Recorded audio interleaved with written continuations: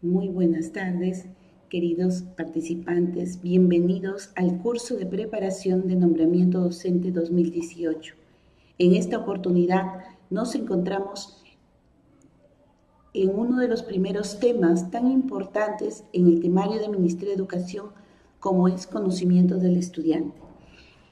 El día de hoy vamos a dialogar sobre el conocimiento de los estudiantes desde el punto de vista del conocimiento curricular en relación al desarrollo humano, sus etapas evolutivas, desarrollo físico, moral, socioemocional de los estudiantes para el logro de los aprendizajes. Esta clase está subdividida de la siguiente manera: desarrollo físico-motriz, en la cual vamos a abordar subtemas como motricidad fina, motricidad gruesa, coordinación visomotora, estructuración espaciotemporal, esquema corporal y lateralidad. Otro subtema, veremos la teoría del desarrollo. Un siguiente subtema, desarrollo moral. Otro subtema, desarrollo del lenguaje y desarrollo socioemocional. Temas importantes y que están considerados en el temario de nombramiento docente 2018. Comenzamos. Esta primera diapositiva que estamos observando tiene que ver con las etapas cronológicas del desarrollo humano según Diane Papalia. Diane Papalia construye todo un documento muy importante que es utilizado por el Ministerio de Educación, y de esta literatura toma muchas preguntas a través de casuísticas. Así que, estimados participantes, los invito a leer el libro de Diane Papalia. El libro se llama Desarrollo Humano. De este texto hemos tomado esta diapositiva que observamos todos juntos, donde vemos las etapas cronológicas desde el momento prenatal. ¿Y qué es el momento prenatal? Cuando aún el niño no ha nacido, sino que es el momento previo al nacimiento. Entonces, este momento previo, desde el embarazo hasta el momento que ya el niño va a nacer, se denomina prenatal. Luego, al recién nacido hasta la 4ª semana de nacido es considerado un neonato. De los 5 meses hasta los 5 años aproximadamente, el niño se denomina infante, por eso está en un periodo de infancia. En este periodo de infancia también se denomina primera y segunda infancia. La primera infancia está desde los 5 meses aproximadamente hasta los 2 años, 9 meses, porque a partir de los 3 años hasta los 5 es la segunda infancia. Los niños alrededor de los 6 hasta los 10 años es considerado para Diane Papalia niñez, es decir, considerado niño o niña. De los 11 a los 13 años aproximadamente es un periodo ubicado entre la pubertad. De los 14 a 18 años aproximadamente se considera que la persona está pasando por un periodo de la adolescencia. De los 19 a 24 años aproximadamente es el periodo de la juventud, y de 25 a 65 el periodo de la adultez. Desde los 65 a más ya es un periodo de ancianidad. ¿Por qué es importante mencionar ello? Porque todos como maestros y maestras enseñamos un respectivo nivel educativo y tenemos que ubicar cuáles son las etapas cronológicas que están consideradas dentro de la edad de nuestros estudiantes. Bien, abordemos el tema ítem 1 en lo que respecta a todo lo que es desarrollo motor. Los elementos principales de la motricidad o de la psicomotricidad están subdivididos en la motricidad gruesa, en la motricidad fina y en el conocimiento del esquema corporal. Temas muy importantes que tienen que ser conocidos y reconocidos por los estudiantes. ¿Cuáles son los estudiantes que abordan estos temas en un primer momento? Pues los estudiantes del nivel inicial, pero que luego también tienen que ser conocidos y trabajados en el nivel primario y secundario, pero ya desde un punto de vista no como psicomotricidad, sino como educación física. ¿Qué elementos aborda la motricidad gruesa? Pues estamos hablando del elemento ojo-pie.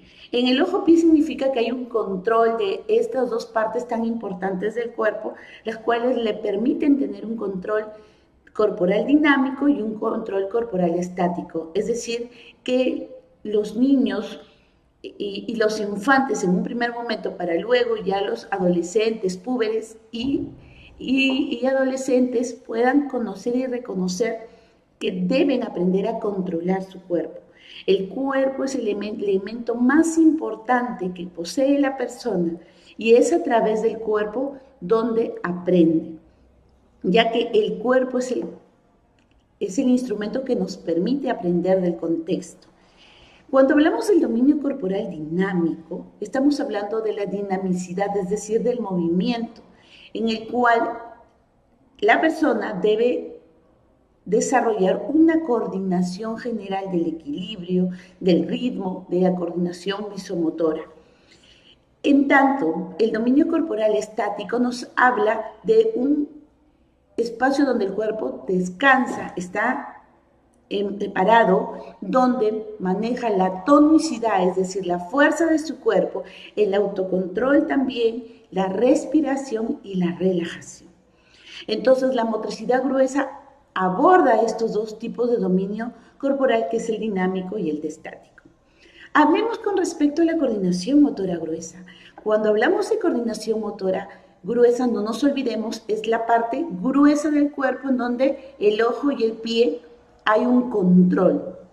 Ahora, hablemos sobre la coordinación motora fina. En la coordinación motora fina se habla del control de los elementos finos del cuerpo, llámese ojo, llámese mano. El pie está para la parte de motricidad gruesa y la mano para la motricidad fina. En este caso, lo que busca la coordinación motora fina es el control de los elementos más finos del cuerpo, hablemos de dedos, de mano, de muñeca. Cuando hablamos de motricidad fina, estamos hablando de una coordinación visomanual, es decir, ojo-mano.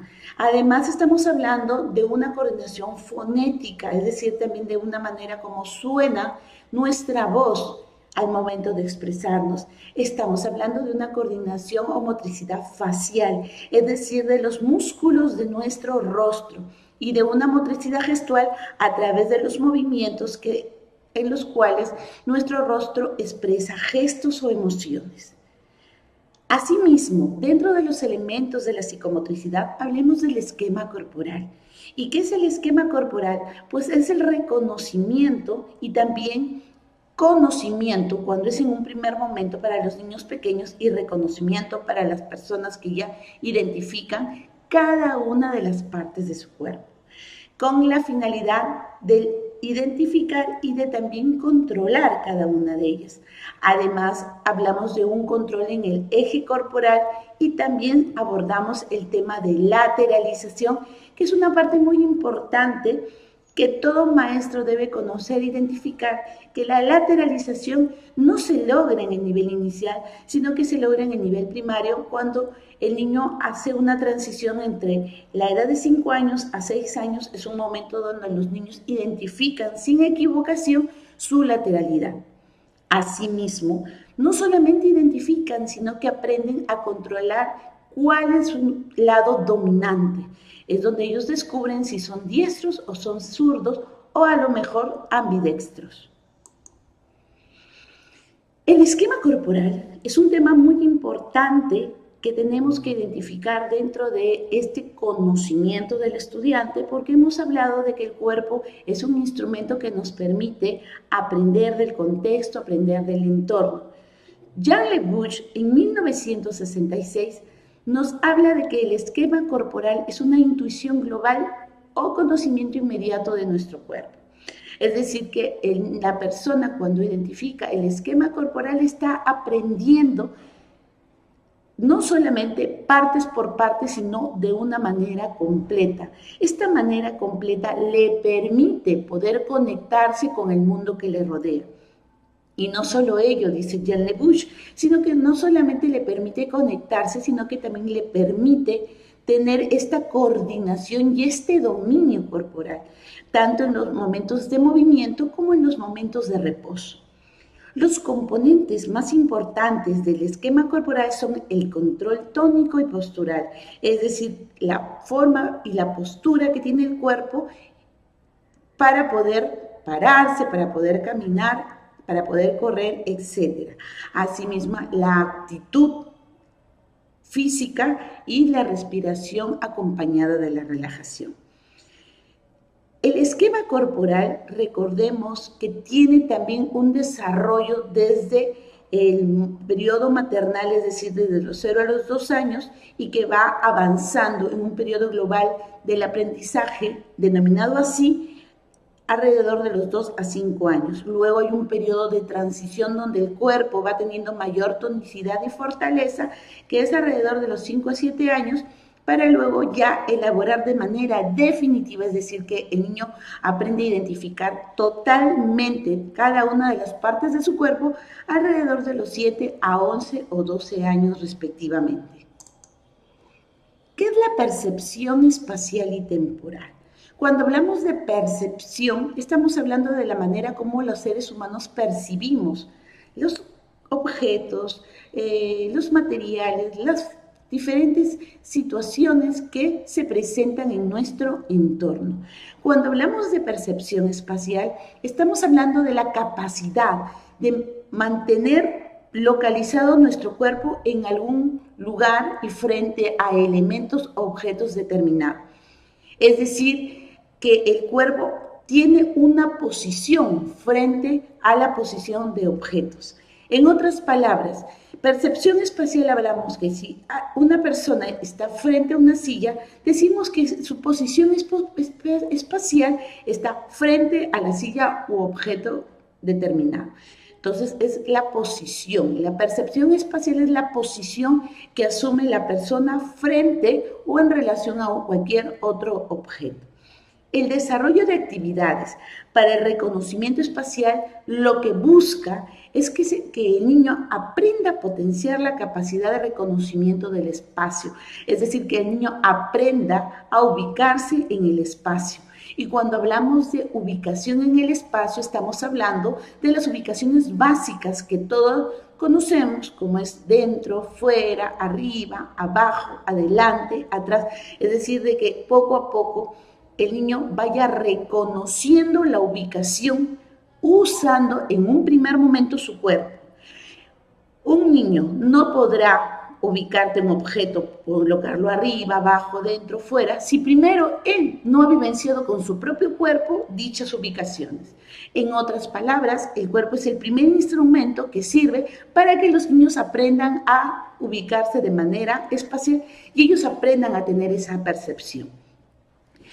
También es importante, así como los niños se ubiquen en el espacio, que ellos también aprendan a ubicarse en el tiempo y puedan identificar de que el tiempo tiene espacios en la cual reconozcan el día, la tarde, la noche, etc. Entonces, eso también está muy ligado a la parte de la percepción espacial y temporal. La lateralidad es un tema muy importante y que debemos también identificar y comprender en qué consiste. La lateralidad es un término que define un sentimiento interno de direccionalidad, pero de direccionalidad de nuestro cuerpo frente a los objetos. Es por ello que es un proceso que se desarrolla de manera conjunta con el concepto verbal de los componentes de posiciones. En otras palabras, la lateralidad está muy íntimamente ligada con la percepción espacial, porque la percepción espacial nos permite conocer diferentes posiciones y la lateralidad nos permite no solo conocer, sino también asumir las posiciones que nuestro cuerpo tiene frente a los objetos. Existen diferentes tipos de lateralidades. Hablamos de una lateralización integral en la cual se da cuando existe predominancia absoluta de una parte de todo el costado de nuestro cuerpo. Cuando hablamos de lateralización no integral, distinguimos diferentes manifestaciones, es decir, que hay una manera cruzada en nuestro cuerpo en la cual podemos tener mucha dominancia de la mano derecha, pero quizás la misma dominancia en la pierna izquierda, es decir, que se da de una manera cruzada. Lo mismo cuando hablamos de una manera invertida, es al contrario. Cuando hablamos de una forma de lateralidad ambidextra, estamos hablando de que hay dominancia de manera equitativa en los dos lados del cuerpo, es decir, tanto derecho como izquierdo, el niño puede o la persona puede manejar de igual manera, de manera equitativa, su cuerpo y el control de las partes de su cuerpo. No existen muchas personas con registro de que sean ambidextros, pero sí lo hay. Entonces un ambidextro podrá escribir, podrá pintar tanto con la mano derecha como con la mano izquierda, o también podrá patear una pelota de la misma manera que lo hace con la derecha que con la izquierda.